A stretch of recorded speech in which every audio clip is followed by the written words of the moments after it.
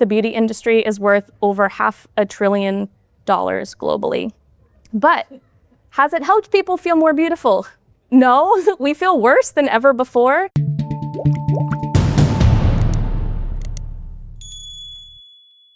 There is no community untouched by beauty culture. It affects us all. And I believe that in order for philosophy to truly address beauty, it must tackle how beauty is functioning in the real world for real people today, not in theory, but materially. And that's primarily through the beauty industry, through makeup, through moisturizers, through surgery, through Botox, and primarily as a set of gendered beauty standards to meet or to risk social, financial, political punishment. So I'm sure you've heard this one before. Simone de Beauvoir famously said, "One is not born, but rather becomes a woman." And part of that process of becoming the second sex, of becoming a woman, is becoming beautiful. And by that, I don't mean emulating some Hollywood star. I mean the types of the beauty tasks that are so integrated into the take-up of public-facing femininity as to seem inconsequential or even natural, but are indeed effortful and expensive performances of beauty. Shaving your legs and your underarms, shaping your eyebrows, getting a blowout, dyeing your grays, polishing your nails, whitening your teeth, bleaching your mustache, wearing professional makeup, maintaining a certain weight or shape, or wearing clothing that disguises a certain weight or shape. Politically and economically powerful men don't have to do this in order to access power. Conversely, it's almost impossible to name a politically or economically powerful woman who has rejected or could reject these aspects of gendered beauty performance, even if she's not thought of as a great beauty, or even if she doesn't count beauty among her interests or priorities. It's worth noting that on average, the average woman will spend over $250,000 over the course of her lifetime on beauty maintenance. So, moving forward with the idea that our dominant cultural experience of beauty comes from the beauty industry, and that participation in the beauty industry is to some degree compulsory for women in particular, but increasingly as the beauty industry grows for gender nonconforming people and for men as well. Today, I would like to talk about what the beauty industry provides, where it fails, and how we might work toward a truer understanding of beauty by divesting from the beauty industry. So my arguments are that, 1, what the beauty industry sells is not beauty, but an error in beauty. 2, that the beauty industry successfully perpetuates this error through mystification, obscuring the oppressive systems that create the standard of beauty with progressive language, and positioning its products as portals to goodness, worthiness, love, acceptance, transcendence. And 3, that the error is proven through the beauty industry's destructive effects on physical health, psychological health, and environmental health. Something that destructive I don't think can be called beauty. So first, what the beauty industry sells is not beauty, but an error. I don't know, to me, there's no combination of words more nonsensical than beauty industry. Beauty, the innate human longing, beauty, freedom, truth, love, like you cannot port that into products and industrialize it. So what the beauty industry is selling is something else entirely. The question then becomes what?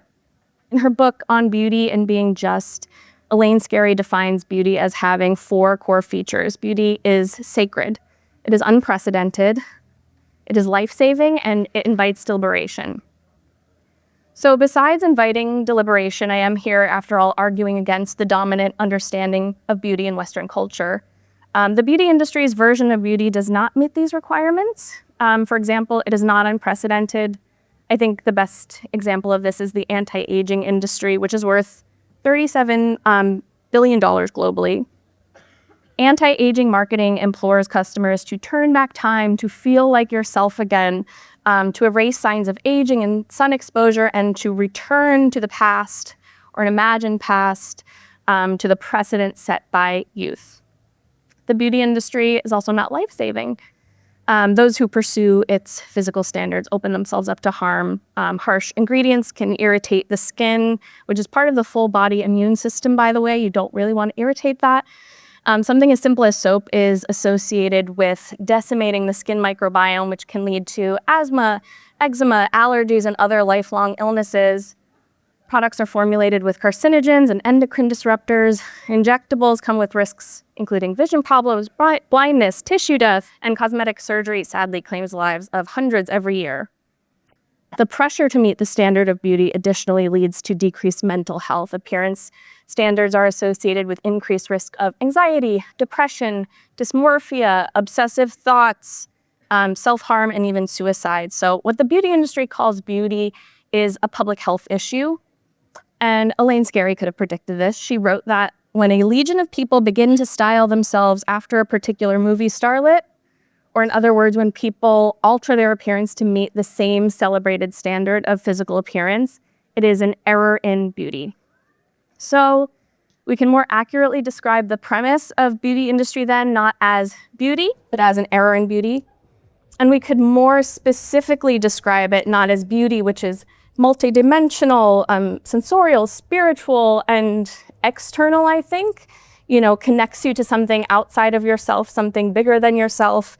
And we could call what the beauty industry is selling just appearance, which is flattened, one-dimensional, and very individualistic.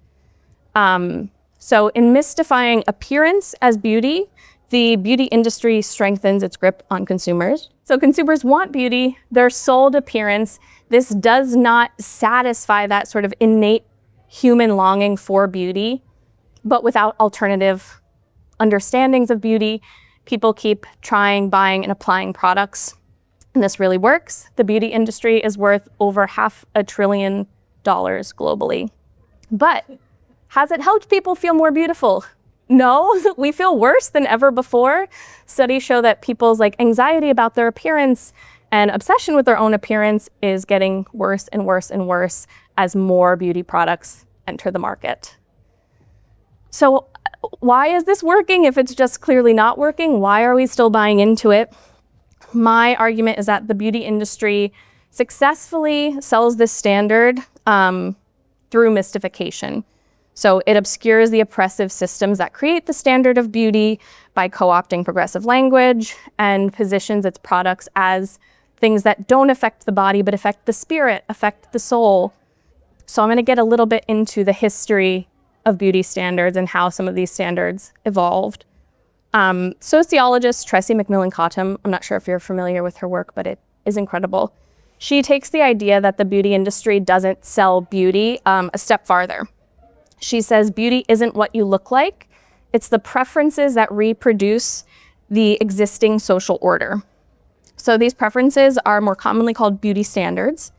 These are the individual qualifications that women in particular are expected to meet in order to embody the feminine beauty ideal and thus, at least theoretically, succeed professionally and personally.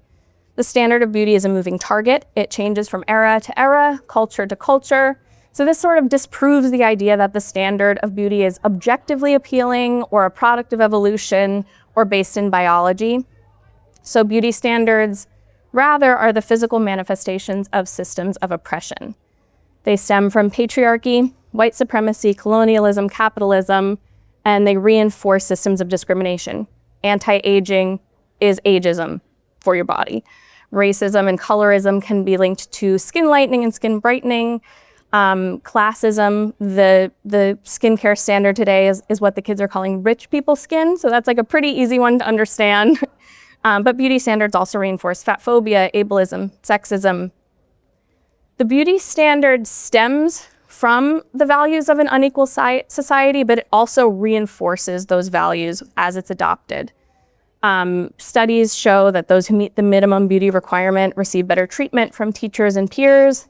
They have access to better jobs with higher salary. They have more social and romantic opportunities. And the opposite is true for people who don't meet the standard of beauty. They are disadvantaged by it and punished for their non-compliance by not receiving the same opportunities. So to really get into the background, let's start with skin tone. To continue watching this video, click the link in the top left or in the description below. Or visit iai.tv for more debates and talks from the world's leading thinkers on today's biggest ideas.